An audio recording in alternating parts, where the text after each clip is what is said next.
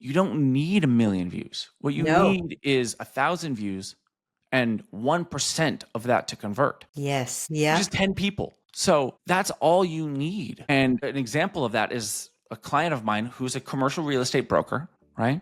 We were creating content, and in our first round of content that we did, he works in the triple net lease space and made a video about a franchise. Posted that video on his LinkedIn. Again, LinkedIn not a massive following or anything like that. Video got maybe 1,500 views, maybe 2,000 views. Again, by no means viral or anything like that. Right. The CEO of that franchise commented on his video, who he did not have a connection with before, who he now can build a relationship with. That's Like, fantastic. it's not about the quantity of views, it's about the right views. And if you make the right content and you speak to the right audience and provide them the right value, you will connect with that audience. Hi, and welcome to the Loan Officer Team Training Podcast. My name is Irene Duford. I'm your host, and I am super excited to bring to you Jake Isham, who is with us today. He is a filmmaker. He's a content maker. I'm going to let you tell everybody, Jake, what you are, where you're from, and how you got started and what you do. So I'm one of the rare people who've been born in LA and stayed in LA, and you know that was even rare pre-pandemic and is even rarer now. But I don't know. You could say kind of like a cliche LA kid who grew up doing the arts, and grew up as a theater kid, and very fortunate to have parents who were very encouraging of me being an artist. I basically grew up acting and then kind of fell in love with directing and went to film school, and I kind of fell into marketing. Never planned on being a marketer, never planned on being a creative director, never planned on running an agency or anything like that. But after college, I was like, okay, what do I do now with a film degree? And the reality of the real world of like, okay, how do we make a living hit me hard. Basically, a mentor at that time gave me the advice to get paid to practice. You want to make movies? Well, keep a camera in your hand, get paid to practice. And basically, I took any job that I kept a camera in my hand and allowed me to shoot. And I kind of just found this niche in social media. At that time, I was growing my own social media really quickly. And people kind of kept coming to me and being like, hey, I'll pay you to do my social media. And I was like, sure, okay. Whatever brings the money in, right? Yeah, like I literally fell into it. Like this was never on the vision board of what to do. And so I kind of but I enjoyed it. I looked at a lot of the filmmakers I admired, and a lot of them came from advertising. Tony and Ridley Scott, David Fincher, Michael Bay, like a lot of them came from the ad world, or the other world was kind of music videos. But as we kind of have seen with MTV and VH1 being basically gone, music videos are a thing of the past. Yes. So advertising kind of was like the only thing that kind of really made sense for me to keep a camera in my hand. So to date, we've done over 1 billion views online, worked with really cool brands like Callaway Golf, to Travis Matthew, another golf apparel brand, to Campari, worked with entrepreneurs like Grant Cardone. So I just kind of kept going, and we just kept building and expanding, and it's been a wild, fun journey. That is so fun. Grant Cardone, that's a big deal. Yeah. Yes. Yeah. So Everybody knows that name in the mortgage space for sure, Yes. or any entrepreneurial space. Yeah. So he Yeah. was out here in LA and needed a video team to shoot some content, and got connected with him and got to shoot some content with him. That's awesome. Yeah. We were talking before we started, and I love that we both come from LA. We're both LA. Now I moved to Arizona. We're also Valley boys and girls. That's right. It's a different breed too. We're not West End, West Side kids. Right. Yeah. San Fernando Valley, Valley guy, Valley girl, Valley boy, Valley girl, right? Yeah. So it was kind of fun just talking about that and knowing we're from the same area. You stayed though, and I exported. Yep, I understand.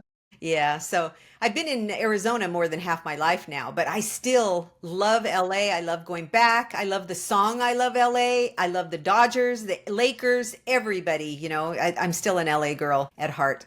So I think you get just to speak on this just for a second. There's such a romanticness about Los Angeles. Yes. And I think if you're born and raised there, there's like, it's kind of like in the same way New York. Like if you're born and raised in New York, you'll always be a New Yorker. Like my dad grew up in New York, but only to like the age of 10. And then his parents moved to San Francisco. But he's still like, I'm a New Yorker. Like He only lived there till he was 10 years old, but still is like, I'm a New Yorker. It's true. And that we feel that way when we leave LA too. I mean, I've been a LA girl my whole life, a city girl, and we moved to a small community in rural Arizona, in northern Arizona first, and raised our kids there. And then we moved to the Phoenix Valley. But once you're a city girl, you'll always be a city girl. Even when we lived in a rural area, we were always going to LA or Vegas or somewhere other than where we lived, because we had to have that city around us sometimes. But I loved raising our kids there. It was a great place to live at the time. But now we were ready to move to the city again. Anyway, I just think it's really cool that we're from the same area. We didn't know each other. We got introduced. Actually, I received an email from somebody about your being on the podcast. And I thought, I really don't have people on the podcast that much that I don't already know or weren't like totally introduced to me by a friend or whatever. So I'm really glad to have you here. And I'd love to ask you some questions about how loan officers can be helped, how content works for loan officers. And yeah, just tell us a little bit about that. I'm going to give a slight tangent to it because I think it's relevant, where I work with a lot of artists. I've been very fortunate to never have a W-2 and always work as an artist. And so I end up mentoring a lot of artists. I think something that's relevant to artists is the same thing that's relevant to loan officers, which is you're a business, you're an entrepreneur. And when it comes to being an entrepreneur, you have to wear every hat until you can pass off that hat to a staff member. Mm-hmm. One of those hats includes marketing. Unless you're at a team where, and again, the same thing works with an artist. You can work at an agency. I have lots of friends who work at marketing agencies as photographers, as filmmakers, as graphic designers. And unless you're working, with a firm where you just get sent deals and you just are doing the deals, okay, fine. But if you're like, okay, I'm going to go out and be a bit more independent, you're going to have to start figuring out how to get deals. And the old adage, I just repeat over and over because there's a reason why it's the old adage. People do business with people they know and they trust, right? It's cliche, but there's a reason why it's cliche. And right now, there's never been an easier, and I literally mean this, there's never been an easier opportunity to get known and to build trust than creating content on social media. I mean, by all appearances, this podcast. Look, right now, all you're doing is you're sitting at your house, I'm sitting at my house, we're having a conversation. You're shooting on a webcam, I'm shooting on my phone, and we're creating content. We put out the content, you can get known, and you can build trust. Like, it is that simple. You just have to be willing to do it. And I've been seeing these quotes, and then I've been repeating them online on these podcasts recently, which is everything you want is on the other side of embarrassment. Isn't that the truth? And that embarrassment is literally just in your head. Like, sure, you will have 20% of the people be like, you look like an idiot, or are you doing that TikTok thing? But if you did it for 6 months, a year, 2 years, 3 years, 5 years, all those people are gonna be like, yo, man, you're lucky you jumped on that TikTok thing when you did. I'm doing it now. And they're gonna be looking at you while you got all the zeros in your bank account. It is annoyingly that simple. Like, annoyingly that simple. And to give one last analogy, I always compare social media to the gym and to like getting fit. You go to the gym once, okay, you eat a salad, you eat healthy one day, you don't eat that, dessert that night. Okay, fine. It's not going to change your body. You're not going to look like you want to. But if you, went to the gym every day, did your Pilates classes, did your whatever classes, CrossFit, you name whatever fitness you wanted to, if you did that every day for like 5 years and you ate healthy every day for 5 years, you'd have the exact body you'd want to look like. Maybe even 3 years, maybe even a year. It doesn't even need to take 5 years. And if you treat it the same way like social media, it's a discipline. The willingness to sit there and just put out a piece of content. And you're going to get better. The first videos are going to suck, but if you just do it more and more, it's going to get better and better and better. And you'll learn. You do it for a year, you do it for 3 years, you do it for 5 years, you will have, and I'm telling you, more money than you know what to do with. Like, you will have whole new problems of, I need to hire staff. There's a lawyer that I saw on TikTok and watched his podcast. His name's, I think, Law by Mike, if I'm not mistaken. To the point where he had a small family office and he just started making TikToks, I think, during the pandemic, to the point where he has like millions of followers now and he can't practice law. His full-time job is now being a TikTok content creator because he makes more money and he does so much more on TikTok and on social media than he does with his law firm. Like, Crazy. that is the degree of like what can happen. And So it's that's really my little true. rant. It can happen. It has happened with so many people, right? My mentor, Neil Dingra from Forward Academy, he went from, 5 years ago, he was not making any money, and now he's a multimillionaire because he does content, because he teaches people, because he has a mastermind group and he does what he says he's going to do.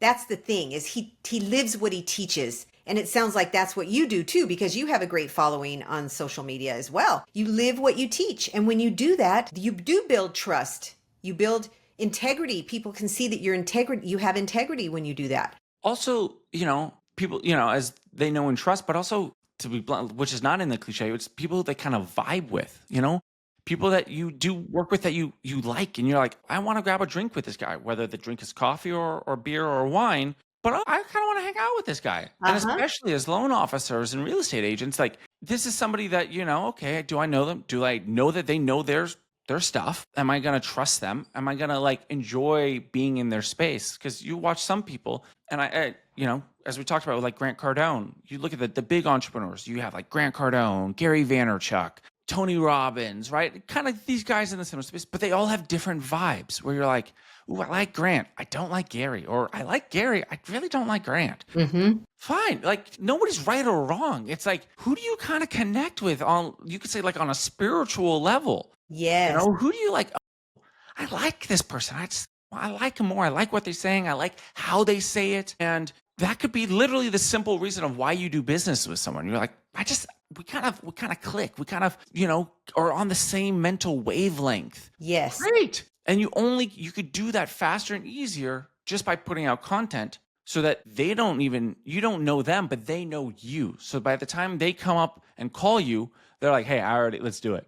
And you're like, sorry, what's your name? You don't even know them, but they're like, I've seen all your videos. I like what you're saying. You've taught me a lot. I got a deal. I want your help. The content game is new for me. It's only been a year or so, and I wasn't even really on Instagram before. Now I'm on Instagram, but it's not so much about the likes, but I'm able to reach an audience because it's a niche audience. These are people that are loan officers that have a team, or they want to build a team. Mm-hmm. And that's my audience. That's who it is. And of course, everyone else sees the videos and everything too, but that's who I'm speaking to.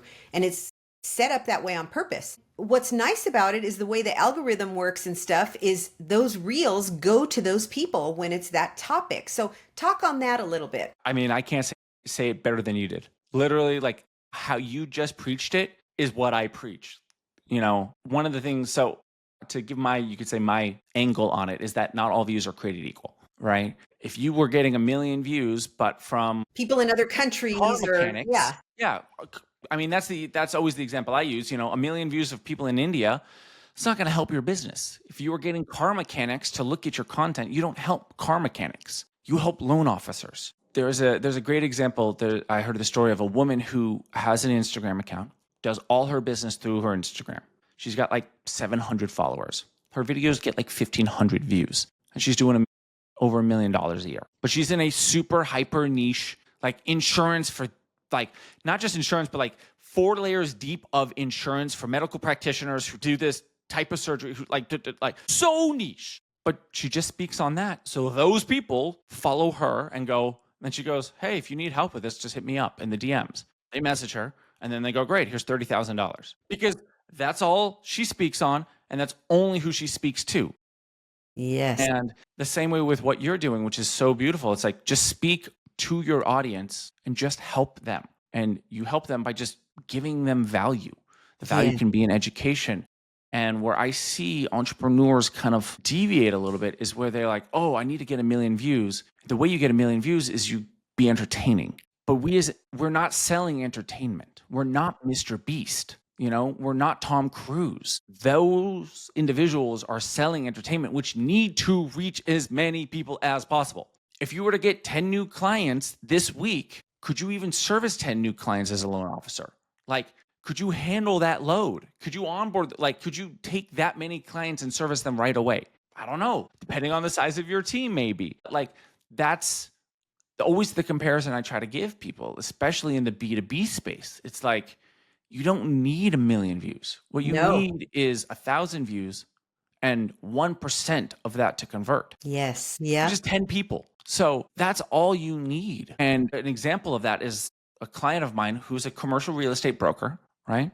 We were creating content, and in our first round of content that we did, he works in the triple net lease space and made a video about a franchise. Post that video on his LinkedIn. Again, LinkedIn not a massive following or anything like that. Video got maybe 1,500 views, maybe 2,000 views. Again, by no means viral or anything like that. Right. The CEO of that franchise commented on his video, who he did not have a connection with before, who he now can build a relationship with. That's Like, fantastic. it's not about the quantity of views, it's about the right views. And if you make the right content and you speak to the right audience and provide them the right value, you will connect with that audience. Yes. What about you're a videographer, you have a team, you do video. So walk us through, if someone were to come on and say, I want you to help me, Jake, what would be the steps of what they would go through? Sure. So the only reason why you would work with me is if you don't want to do it yourself. I always tell people, like, look, you could do all of this yourself.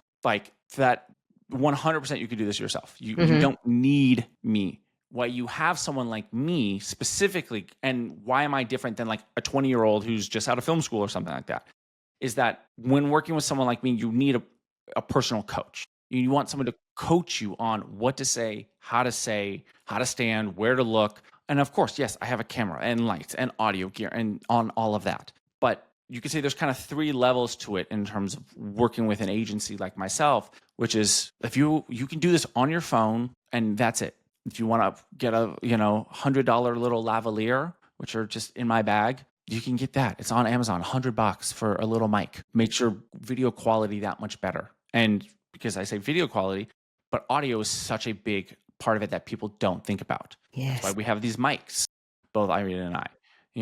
Audio quality is I have such mine a big thing. Mine is right here. I use the same brand. too. Yep. I use the exact same mics. $100 mic. Nothing. I have thousands of dollars worth of mics, and I use those little $100 lavaliers because they're great. Yes. And I truly mean that. Like, you don't need expensive gear. The next thing is, like, make sure the lighting looks good. Make sure you're not dark. You don't need to upgrade cameras. Cameras is probably the last thing you need to upgrade. Get a microphone, get a good light. Don't get a ring light, because if you notice, I don't have a circle in my glasses. I have just a small little panel, right? And if you know I angle myself here, so I'm not like, oh, you can't see my face like this, right? If I were doing this, how bad would that look compared to just this? And whatever. These little tips that, like, working with somebody who, again, you work with someone who knows what they're doing makes it that much better, that much easier. Yes. Then the real thing is, okay, great. Working with somebody like me, if you're like, I don't know what to say, well, we help give you ideas and coach you on the just video topics. Then you're like, okay, here's this topic. But what do I say first? Well, we help you with what to say first. Then we help you with how to say it. Because, for example, the beginning of video could go like, here are 3 things you need to know about loans. And then I go, great, let's say the exact same thing, but just say it twice as fast. Here are 3 things you need to know about loans. That video, just by saying it twice as fast in that first 3 seconds, is going to perform better. Yes. Right? So the little bit of technical gear matters. And then the most important thing I can say in any video is those first 3 to 6 seconds. Does it interest you? Right? Does it capture your attention? Is it a hook? Right? And I love the example of, you look at those trashy magazines when you go into the grocery store. What do the headlines say? Think of it the same way as those first 3 seconds of a video. People are swiping through. You have 3 seconds to go, great. Does that capture my attention? And if it, these are the things that you're messing up on your loan that are going to cost you $1 million. I'll watch and listen to that, rather than 3 tips for buying a home. 3 tips for buying home. Okay. Rather than if you do these 3 things, you're going to lose out on $1 million on your home. Exactly. Yes. Okay. Maybe I'll give you another 4 seconds of my time to convince me, and then knowing what the next 4 seconds are going to be, then knowing what the next 10 seconds are going to be. And so it's like those little nuances of coaching, which is, you could say, the real value I provide in terms of an agency, rather than, and which is why you could say we're a bit more premium than, yes, you can 100% find a freelancer for half the cost to shoot with a camera and some lights, if they even have some lights. But they won't be able to coach you. They're just going to go, okay, talk. Yes. Yes. So that's kind of the difference. And so that's why I say you don't need an agency like me. You only need it the same way if you were to go to the gym. I use the gym because it's the easiest comparison. You could go to the gym by yourself. But the reason why you go to a Pilates class or you go to and you get a personal trainer is because they're going to tell you, hey, do these exact motions, do them in this way. You're going to get the most bang for your buck in your movements. Yes. And you're going to have the confidence to know what to do. I'll tell you a quick story. Last year at the National Association of Mortgage Brokers, at their event in Vegas, right before I went, I thought I need to hire a videographer and do some content while I'm there. So I got a hold of a friend and he gave me a name and we got there. I felt so weird in front of all these people talking into a camera and everyone was looking at me and I just felt so uncomfortable that it took me way longer to get comfortable with the camera. Now, I'm used to speaking I've spoken in front of thousands of people before, but speaking is different than talking into a camera because you're not looking at somebody, right? It's just different. It felt different to me and I was kind of embarrassed. I was kind of not embarrassed, self-conscious. I was self-conscious. People were looking. Everything you want is on the other side of embarrassment. Exactly. You're right. And self-consciousness. But Yes. it's all here. It's all, and that's why I like to jump in your tangent for a second. Watching a lot of entrepreneurship seminars and reading a lot of entrepreneurship books, and they always talk about it's 80% mindset. It's 80% mindset, and I always rejected it until as I started getting older, and I was like, that's the mindset you're talking about. Yes. It's the blind confidence of like, I don't give a crap. I don't give a Yes. and I'm just going to do it anyways. Sorry. I just No, I think love that's it. great. It's 100%. Everyone goes through it. Everyone goes through it. And I'll Yes. tell my story after. And I kept thinking, Irene, why are you so self-conscious? Get over this. You've got to talk yourself out of this, And I was embarrassed that I was so bad at it. Because like I said, I've spoken in front of people before. It's not like I don't know how to do that, but it was something about the camera. So my videographer, thank goodness, he saw that I was having a trouble and he started coaching me on what to say. And when he did that, the videos came out great and I got more comfortable. And by the time the 2 days was up, I felt way more comfortable. And I realized I had to work through that in order to do it. But like you said, everything that you want is on the other side of either fear or self-consciousness or embarrassment, either one. And so now I can get in front of a camera and I'm way better. I'm still not where I want to be, but I'm way better than I was. And I'm doing a lot more content. We just had a videographer at an event we were at in Vegas, another different event, and we hired a videographer and it worked out really, really well. I would highly recommend that's some of the best money you can spend is to hire a videographer. Yeah. As a mortgage advisor, you know that having a high-performing loan team is critical to building a successful business, but training them can be time-consuming, and it can detract from more important tasks like generating leads and growing your business. That's where we come in. We created Loan Assistant Mortgage Training Bootcamp, a self-paced online course available immediately to train your team, including newer loan officers on how to actually do mortgages. Our course takes them step by step through the process from taking a complete loan application to creating effective communication with clients, referral partners, and team members. When they complete the class, they will have the training to be an asset to you and your mortgage business. Visit loanteamtraining.com and navigate to the Loan Assistant Mortgage Training Bootcamp tab to review our course details and enroll.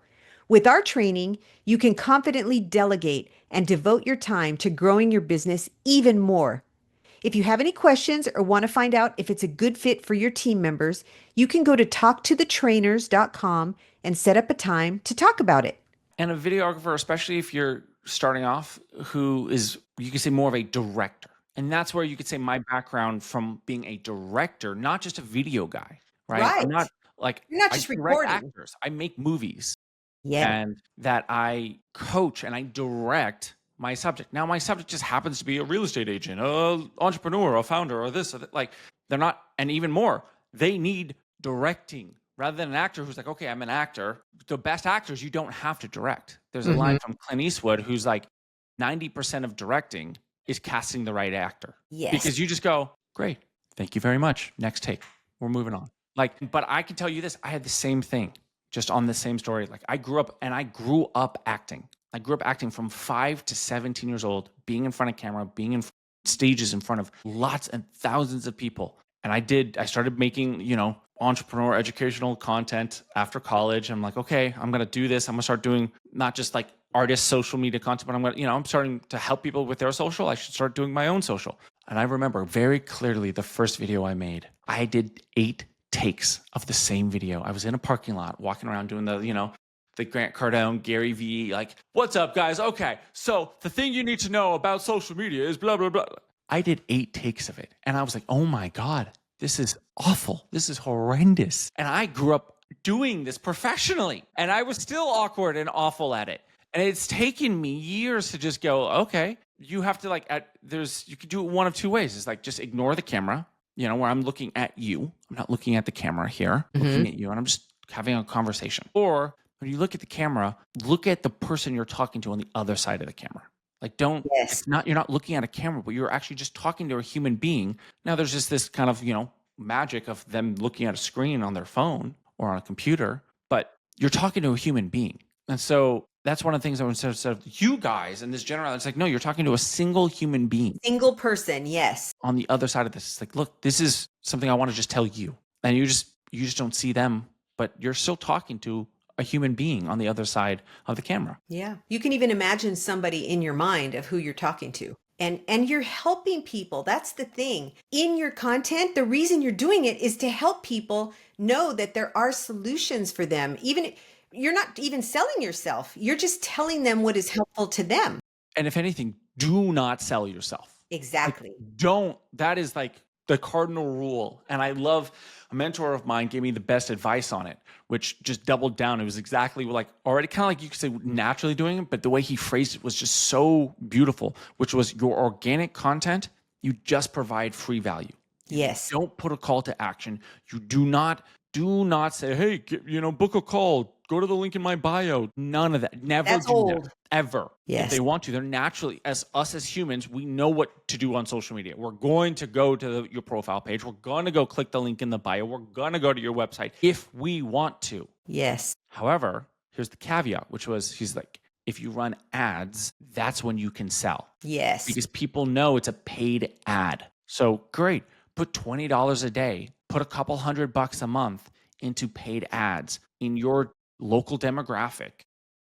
Yes. And who are seeing it, or not even as wide as your local demographic, to your followers. And you can target just your followers or just people who are watching your content, but they see the little sponsored word in Instagram, in TikTok, in YouTube, and they go, oh, okay, this is an ad. I'm willing, but I've seen his content. Okay, let me hear his pitch now. Mm-hmm. People are willing to listen to that or watch that pitch because they know you, they trust you. But otherwise they'll just go, great, okay, this is an ad, I don't care. Yes. They're not going to buy from you anyways. So who cares? But you're not ruining your reputation by selling inorganic. For sure. That's my little pitch on that. I love that. I love the way you describe that because it's so true. And people will trust you. They'll get to know you. So the difference between a content reel and a story. Let's talk a little bit about that. Okay. Yeah, tell us the difference. These are just nuanced places to put content. Mm-hmm. So you have, in Instagram specifically, you have your reels, which are just vertical videos. Same thing that can go on YouTube Shorts, the same thing that can go on TikTok, the same thing that can go on Facebook. And then you have a story, which is on that top feed in the little bubbles with the icons. And those are little, again, could be videos, could be photos, could be whatever, polls, etc., that last 24 hours. And so those are just ways to continuously engage. These are all just different ways to engage your audience across different social media platforms. And stories are more about you, right? It's building your personal brand, kind of things that you do during the day. So they get to know you a little bit more because those are your followers mostly that are going to be watching your story. Exactly. Yeah. So you can use that to build a little bit more of that personal relationship because, again, it's allowing a little bit more insight to your life. And so that's kind of the fun balance is when I work with entrepreneurs is like, you're a human being. Human beings live lives. You want to connect with a fellow human being. Like you got to we're not corporations. Yes, we're businesses, but we're not corporations in that traditional sense. We're not Coca-Cola. Okay, great. Insurance. You're a human being.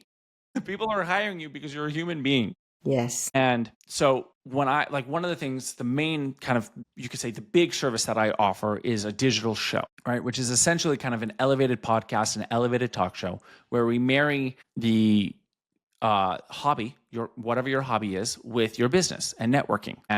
But it humanizes you. So for example, I have a client who is a commercial real estate broker, right?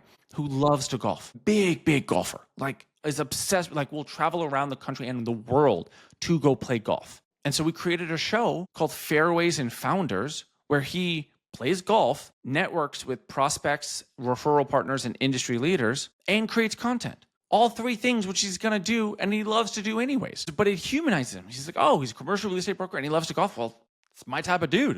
Love Let's go it. play some golf, right? There's another entrepreneur that I'm working with. We're developing a show around, he loves cars.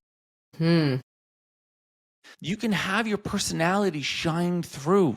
You could look at a top level of a guy like Gary Vee, loves the Jets, Yes. loves the, New York Jets. That's his personality. He loves crypto. He loves these little things that can kind of come in. Like it makes you human. Yes. Like you're not just like, okay, I'm a loan officer. Mm-hmm. Do you need a loan? I will help you with your loan. Okay. Who are you?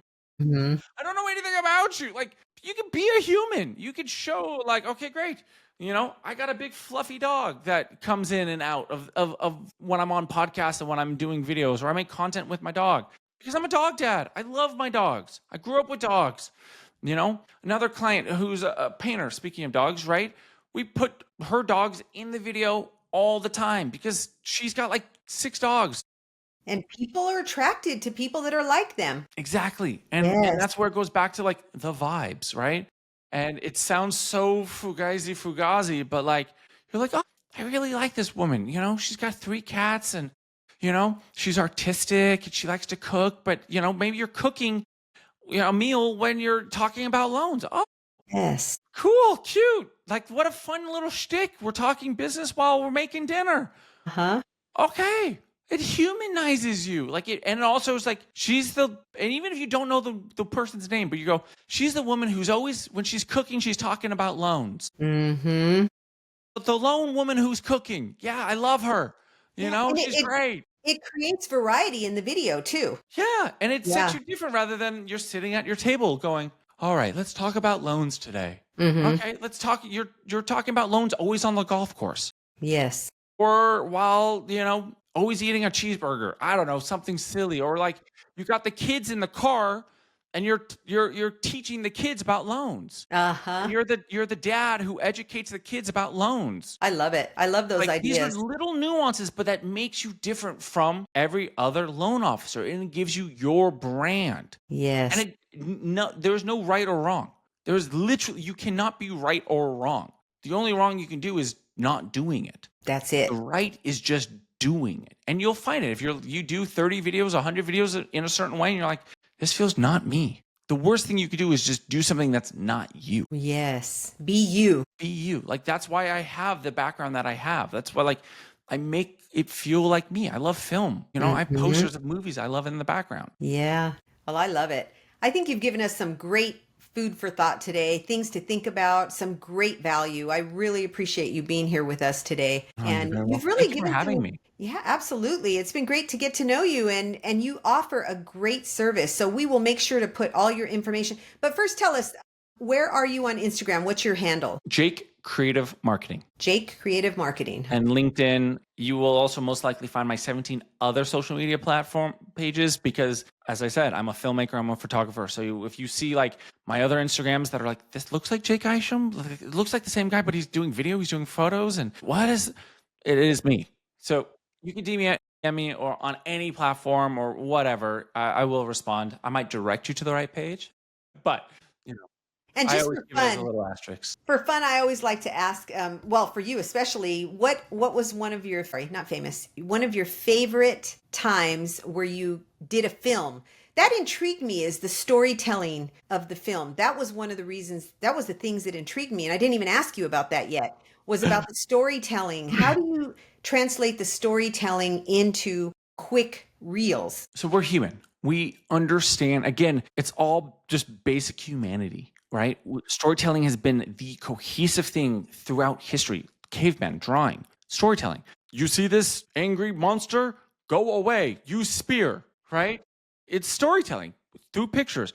Whatever, caveman storytelling, oral storytelling has been the cohesive thing, regardless of language, is storytelling, right? Every culture, every generation, storytelling. That's how lessons and education is passed on. So, and you remember things better through stories. There's something about it. Like, I'm sure there's some psychology, whatever, studies on the power of storytelling. I don't know, but I just know as humans, if we look at all the fables that we love, all Aesop fables, morals are taught through stories, Yes, they are. right? So if you take the same thing and I go, because I'll tell your story. I'll tell this example through a story of mine, of which is how I realized I needed to learn business. Because again, I grew up being an artist, and I can tell you I needed to learn business because, that was the only way I was going to make money. That's not going to impinge. You're not going to remember that. You're not going to carry that on. But I tell the story about how I left film school. I'm the oldest of 4 kids. So I didn't have an older brother. I had my parents. Very fortunate my parents are artists, but their whole thing was figure it out, go make art. And I went, okay. So I'm 25, 24, 25, and I'm like struggling, trying to just figure it out. Okay. I was not raised with, okay, do this, and then do this. I was raised with parents who were like, just make really good art and put it out there. My dad told me the lesson of produce, promote, persist. And I was like, I didn't get that till years later. And my youngest brother, who's 5 years younger than me, is in college, freshman, sophomore, and decides to start a small little business shooting videos. In a year, in his first year, he makes just shy of 6 figures. He makes $90,000 with his camera on auto. He has no technical training as a director. He understands editing and he's a good editor, but he's 19 years old making $90,000. And I am there, who has the diploma on his wall. I'm a filmmaker. I'm like, what is wrong with this picture? I am the cliche starving artist. How is my brother, who doesn't understand cameras, making $90,000 a year? My younger brother, who's 5 years younger than me. What the heck? And I realize it hits me. He's a business major and I was a film major. Craft doesn't matter if you don't have a business. So I then spent the next decade learning business, and I was able to now come to where I'm at. But I had to stop learning craft and actually learn the rest of the business. And that's when I realized the importance of being that as an artist, I am an entrepreneur. I am the CEO. I am the founder. My product is just art, is my videos, but I have to build a business around it to make it successful. Now, taking a step back, that story, Irene, you can now share that story about, hey, I talked with this guy, Jake, and he told me this story. That story is going to impinge on you. You're going to remember that story. Yes. Compared to, hey, I learned this lesson that, every artist needs to be an entrepreneur. Every loan officer needs to run their own business. Right? But now you can use my story to help coach and teach other loan officers about how they needed to become a business, because it's the same analogy you can use. And stories leave that impression with us. And that's the value of storytelling. And you notice in the storytelling, you can say techniques, I slow down the voice, I emphasize noticed. certain words. And then I go back to social media, Jake, which is talking really fast, really intense, and being back here. And so these are all little nuances that as you get better, as you do it more, you just do it naturally. Or you get coached into doing it. Yes. And the only way to do it is you just do it. That is the simplicity. If you can either pay in time, which is just you doing the reps, or you can pay in money by having a coach help you coach, which as is the basic understanding of every successful entrepreneur. That's what Yes. they know that. So that's my wrap up in terms of the value of storytelling is tell stories. Figure out what the stories of how you learn it, the stories of your customers, the stories of mentors. Tell their stories the same way I've used mentor stories in this podcast. Yes. Value of storytelling is so important, and cannot be more, understated and underlined and, valued. That's how we connect and how we remember things as humans. Yes. And the thing is, we can't help people. We have a craft. So loan officers, you're great at what you do. But if people don't know that because you're not letting them know, you're the best kept secret. And this is a lesson I've had to learn because I had a large group of people that knew about what I did in the training, but it was very sheltered group of people. So I wasn't out there telling other loan officers all over the country about it as well. And so when I started doing content and now I'm reaching out more, I've had to learn the same lesson, Jake, is that it doesn't do you any good to have this wonderful thing you do if nobody knows about it. Irene, you give the same masterclass that I do. You're amazing. Like literally, like you don't need me on the podcast. You're literally saying verbatim. Like that's why you see my reactions being like this. Everybody who's listening to this podcast, Irene knows what she's talking about because this is literally what I say to everybody, and she's already saying it. So 100%, Irene, you are 100%. And if you even more to the point, is that these are the lessons she's learned on her own. I didn't coach her. This is the first time literally we are talking. Yes. And she is saying the exact same things. And the only reason why she can say the exact same things, if I may, is because you've learned the same lessons. And we will all learn the same. The lessons are the same lessons. And Yes. they are learned through just getting over the hill. And you go, oh, that was the hill. It's the same hill. It is not a different hill for different people. It is the same hill that we all have to get over. And it is shown by Irene and I having the exact same stories, the exact same lessons. How we got over the hill were two different ways, but it's the same hill we've had to get over. Yes. And so like your story of, saying, hey, I'm going to invest in a videographer. And I went through it and I got through the cringe and then I had the videographer coach me through it and I felt more comfortable. And then I did it again and it got better and I did it again and I got better. Same story, but that's your story of doing it. And it's the same. So if anybody is it's going to be awkward. It's going to be cringy. You're going to feel all of the pains and somatics and mental anguish. I'm going to tell you, you're going to feel all of it. You're going to have all the voices in your head telling you, am I doing this? Why am I doing this? I am not a 13-year-old girl who wants to do the silly. I'm not telling you to do the 13-year-old silly dances on TikTok. No, don't do that. That's not going to get you the right audience. Right. Be a human being. Talk the same way you would be in a networking meeting and just talk to people. That's all you're doing, but just in front of a video camera. Yes. Be a human being, talk to people, help people for free. The more you give, and again, being a true leader is to serve. Yes. The great thing with video is you can serve at leverage. You could serve the masses easily. There's never been a time in history that you can reach this many people for as cheap as you can. Think about advertising. You'd have to put it in the paper. That paper would only reach a certain amount of people, right?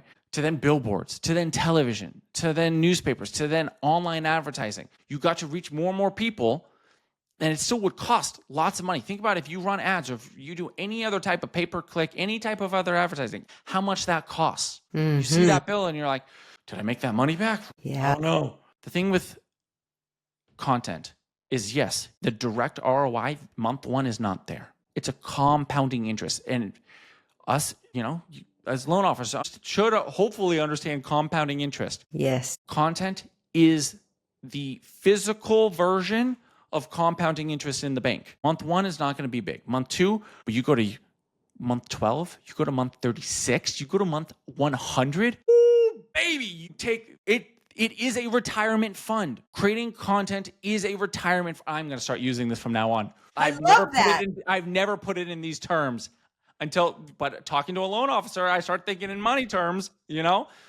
Creating content is compounding interest.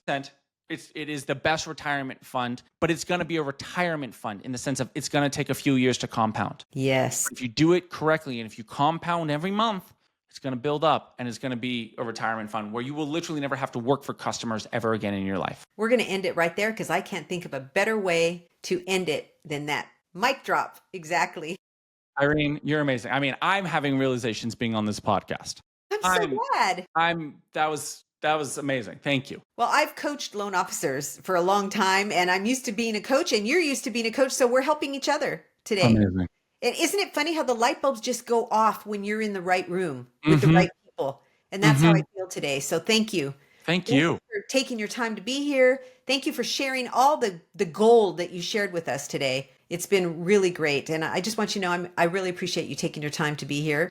Appreciate it. We will put everything in the show notes about where they can find you and just enjoy the rest of your day. And thank you so much again. Likewise. Thank you. It's been fun. Yeah.